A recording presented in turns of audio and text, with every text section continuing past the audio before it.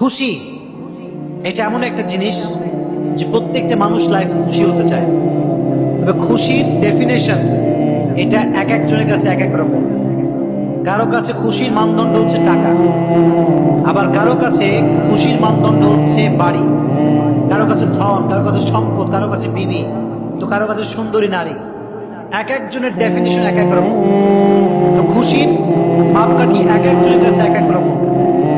এজন্য কেউ মনে করে যে সুন্দরী নারীকে বিয়ে করতে পারলে আমি সুখী হয়ে যাব, আবার কেউ কেউ মনে করে যে টাকা পয়সা কামাই ফেললে আমি বড়লোক হয়ে যাব, আমি সুখী হয়ে যাব।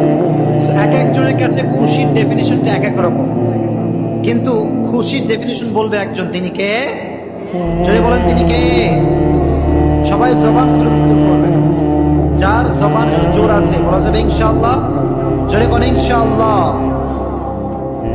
আচ্ছা, জীবনে সুখী হওয়ার বিভিন্ন ওয়ে আমাদের কাছে আছে, সায়েন্টিফিক ওয়ে আছে, মানুষের মন গড়া লজিক আছে, এক একজনের কাছে এক এক রকম ডেফিনেশন আছে।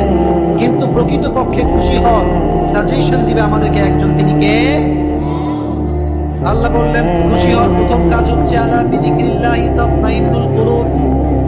টাকা দিয়ে খুশি হওয়া যাবে না, ধন সম্পত্তি দিয়ে খুশি হওয়া যাবে না, সুন্দরী নারী দিয়ে খুশি হওয়া যাবে না। আল্লাহ বললেন আলা বিযিকরিল্লাহি তাতমাইন্নুল কুলুব। তোমরা যদি অন্তরে খুশি পেতে চাও, জীবনে সুখী যদি হতে চাও, জিকির করতে হবে একজনের, তিনি কে? আলা বিযিকরিল্লাহি তাতমাইন্নুল কুলুব। প্রশান্তি এবং সুখ এটা একমাত্র আল্লাহর জিকিরে রয়েছে। কার জিকিরে রয়েছে? আল্লাহর জিকিরে রয়েছে। এজন্য যখনই আপনি হতাশ, যখনই আপনার জীবনে খুব দুঃখ কষ্ট, জিকির করতে হবে একজনের, তিনি কে?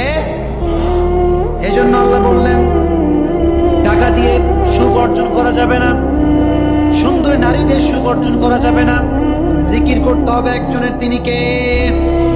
আবার আল্লাহর হাবিব বললেন তুমি যদি তোমার জীবনে সুখী হতে চাও, যদি তুমি তোমার জীবনে সুখ অর্জন করতে চাও, সুখে দুঃখে ডাকতে হবে একজনকে, তিনি কে?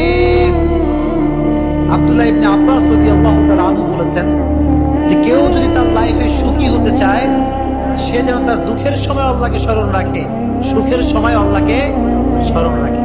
কারণ সুখে দুঃখে আমাদেরকে সব সময় আমাদেরকে অবস্থায় নিবন্ধিত করে একজন, তিনি কে? এজন্য সুখেও আমরা আল্লাহকে স্মরণ রাখবো, দুঃখেও আমরা আল্লাহকে স্মরণ রাখবো।